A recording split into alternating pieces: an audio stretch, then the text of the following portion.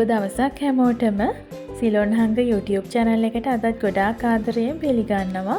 ඉතින් අද මම ඔයගලන්ට අරගෙන ඇවිල්ලා තියෙන්නේ හරීම රසට, හරිම ලේසියෙන් නිවැරදි පදමට කිරි අලුව හදාගන්න පුළුවන් රෙසිපි එකක්. එහෙනම් දැන් අපි බලමු කොහොමද මේ කිරි අලුව ටික හදාගන්නේ කියලා.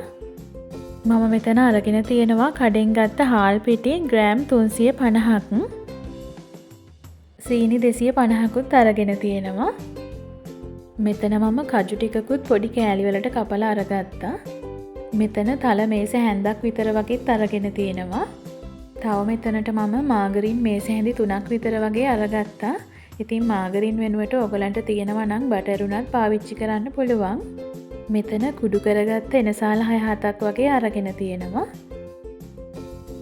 මේ තියෙන්නේ හොඳට නටන උණු වතුර මිලිලීටර් 300කට කිරිපිටි මේසෙ හැඳි 6ක් විතර දාලා හදාගත්ත කිරි එකක්. ඉතින් කජු, තල වගේ දේවල් අත්‍යවශ්‍යම නැහැ. තියෙනවා නම් විතරක් එකතු කරගන්න.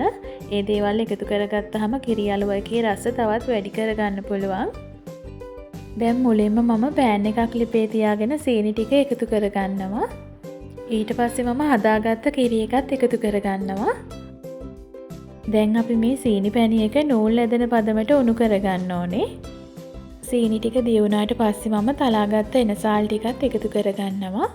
මේ සීනි පැණි එක නවත්තන්නේ නැතුව එක දිගට හැඳි ගන්න ඕනේ.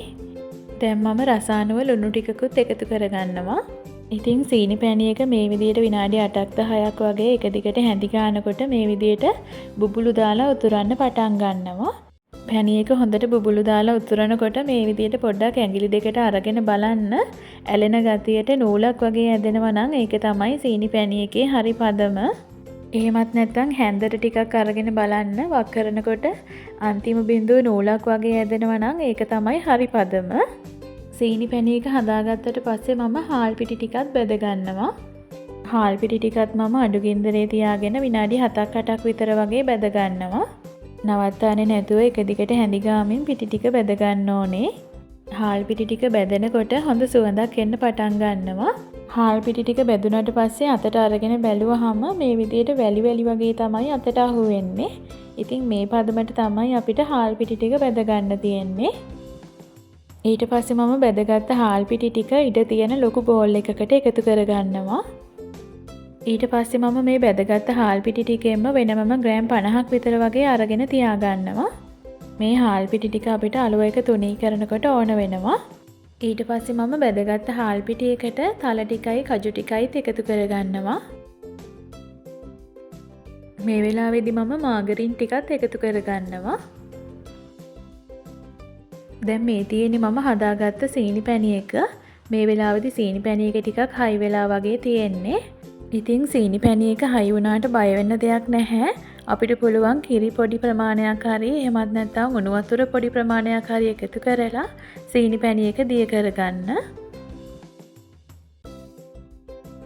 ඊට පස්සේ මම පිටි ටිකට සීනි පැණි ටික ටික එකතු කරගන්න ගමන් සීනි පැණි ටිකයි පිටි ටිකයි හොඳට මික්ස් කරගන්නවා.